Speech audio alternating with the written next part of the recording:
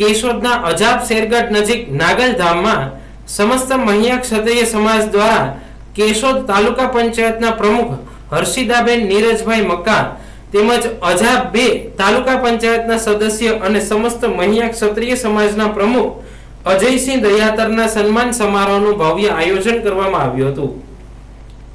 કાર્યક્રમ બાદ સમાજના આગેવાનો, ભાઈઓ બહેનો તથા ઉપસ્થિત મહેમાનો દ્વારા ભોજન પ્રસાદીનો લાભ લેવામાં આવ્યો હતો। આ કાર્યક્રમમાં સમાજના ભાઈઓ બહેનો, આગેવાનો, વડીલો તેમજ એક્સ આર્મી ગ્રુપના સભ્યોએ બહોળી સંખ્યામાં ઉપસ્થિત રહી કાર્યક્રમને ગૌરવમય બનાવ્યો હતો।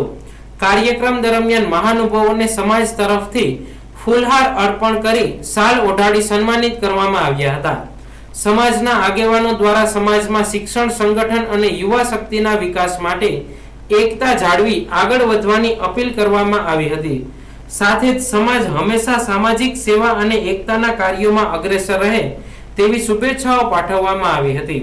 સમગ્ર કાર્યક્રમ હર્ષો ઉલ્લાસભેર ભાઈચારાના માહોલ સાથે સફળતાપૂર્વક પૂર્ણ થયો હતો। ઉપસ્થિત તમામ મહેમાનો તથા સમાજના લોકો દ્વારા આયોજકોના સુંદર આયોજનને બિરદાવવામાં આવ્યું હતું। બોલો નાગબાઈ માતા કી જય। આજે નાગલધામ ખાતે માં નાગબાઈના સાનિધ્યમાં મહિયા ક્ષત્રિય સમાજ તરફથી એક સન્માન સમારંભનો કાર્યક્રમ ગોઠવવામાં આવ્યો।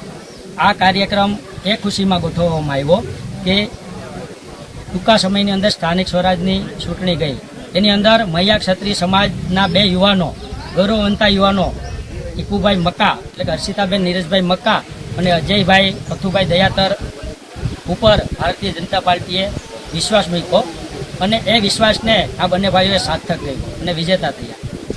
અને આગળ હર્ષિતાબેન નીરજભાઈ મક્કા કેશોદ તાલુકા પંચાયતના પ્રમુખ બન્યા, એની ઉપર મહિયા ક્ષત્રિય સમાજ ગૌરવની લાગણી અનુભવે છે।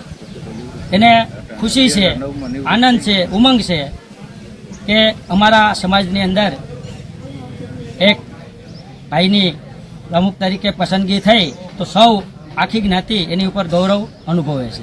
અને આજે આ સન્માન સમારંભ અમે નાગલધામ ખાતે ગોઠવેલ, તેમાં મહિયા ક્ષત્રિય સમાજના પ્રમુખો, વડીલો, યુવાનો, દોસ્તો, બહેનોએ હાજરી આપી અને આ પ્રસંગને દીપાવ્યો તે બદલ અમે બધાનો ખૂબ ખૂબ આભાર માનીએ છીએ।